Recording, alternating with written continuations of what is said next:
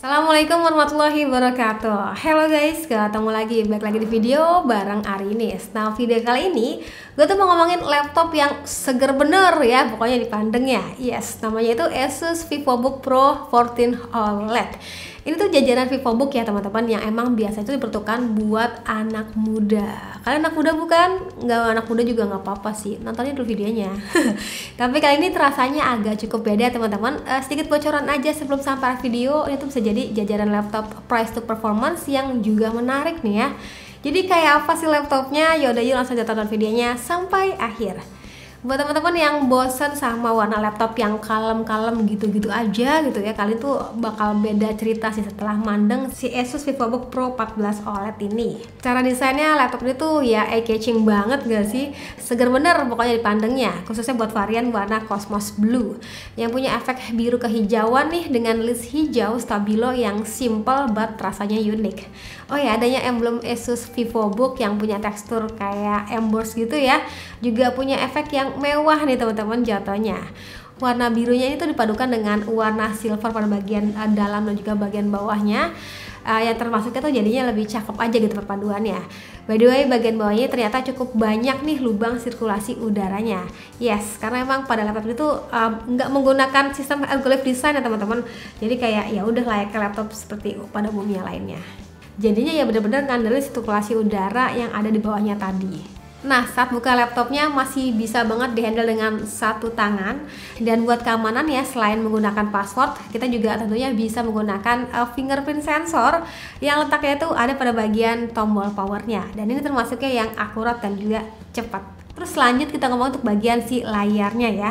Itu layarnya seluas 14 inch dan juga pastinya menggunakan panel OLED dengan resolusi yang sudah 2K dan punya refresh rate sampai 90 Hz.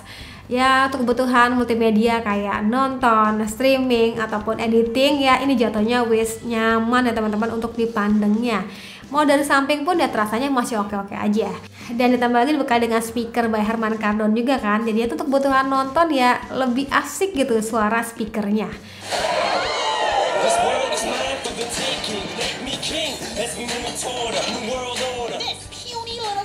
Dan ada hal unik yang nggak semua laptop punya, itu adanya fitur kecil webcam privacy shield ya. Jadi itu webcam ini biasa kita buka tutup ya teman-teman secara mekanik. Geser ke kanan itu untuk nutup, jadi itu kayak ada list orange gitu ya, dan ke kiri itu untuk membukanya. Jadinya ya pada saat meeting online kita tuh nggak khawatir lagi kalau kita tuh kayak ngerasa kepantau gitu ya sama si webcamnya ini, walaupun sejatinya webcamnya udah mati. Ini kejadian banget sih ya. Pada saat meeting online itu gue suka kayak ketar-ketir nih si webcamnya udah mati belum ya, videonya udah off belum ya. Ya jangan sampai belum pakai hijab tiba-tiba udah on kameranya gitu kan. Aduh malu jadinya. Jadi fitur bener kayak kepake banget sih, fitur kecil yang menarik lah. Ngomong-ngomong soal webcamnya, resolusi yang di bawahnya itu sayangnya masih XD ya teman-teman. Gue sih harapannya bisa dapet di Full XD gitu ya, biar lebih jernih aja gitu ya. Lanjut soal performanya, laptop yang gue pegang ini tuh dibekali dengan prosesor mobile AMD Ryzen 5 dengan fabrikasi 7 nanometer. Dilengkapi dengan RAM itu 8 GB ataupun ada pilihan juga 16 GB dan juga menggunakan SSD 512 GB. Dengan begini termasuknya udah powerful dan awet sih ya buat ukuran laptop tipis dan ringan seperti ini. Selain itu untuk kebutuhan editing dan juga untuk gaming ya, ASIC juga dilengkapi dengan AMD grafik juga, dan untuk bagian OS sendiri menggunakan Windows OS 11 Home. Oh ya, kemarin tuh laptop ini juga gue pakai untuk kebutuhan ngetik script ya teman-teman, dan gue sih ngerasanya pada saat ngetik di laptop ini tuh keyboardnya asik ya, kayak so lega dan juga kayak terasa tuh kayak empuk gitu loh teman-teman. Bagian keyboard ini juga dilengkapi dengan 3 tingkatan LED backlit, jadinya tuh lebih tenang aja misalkan ngetik di kondisi ruangan yang redup. Dan oh ya, gue tuh ngerasanya bagian touchpad ini terasanya cukup lega ya teman-teman, jadinya tuh lebih luasa aja pas kebetulan nggak bawa mouse. Lalu buat bagian port-portnya, ini di bagian kanan tuh ada port USB 3.2, ada juga port jack audio, ada port HDMI, dan juga port pengecasan yang sayang masih belum menggunakan Type-C. Dan di bagian kirinya tuh ada 2 port USB, ada juga micro SD card reader. Oke, itu dia Asus VivoBook Pro 14 OLED, laptop yang punya desain anti mainstream banget ya.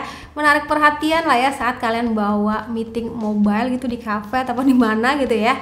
Ukuran layar yang 14 inch itu termasuknya yang ringkas buat dibawa kemana-mana ya teman-teman. Untuk membawa mobile tuh enak banget ya, dan juga termasuknya yang powerful untuk kebutuhan mainstream ataupun editing foto dan video gitu ya. Dan buat teman-teman berminat sama laptop ini, cek aja link pembeliannya pada kolom deskripsi. Harganya itu berkisar sekitar 11 jutaan gitu ya. Jadi sekian dari gue, terima kasih buat teman-teman sudah nonton sampai video. Jangan lupa like videonya, jangan lupa juga subscribe juga channelnya, dan sampai ketemu lagi di video selanjutnya. Sekian dari gue lagi, dan saya bilang see you, bye bye.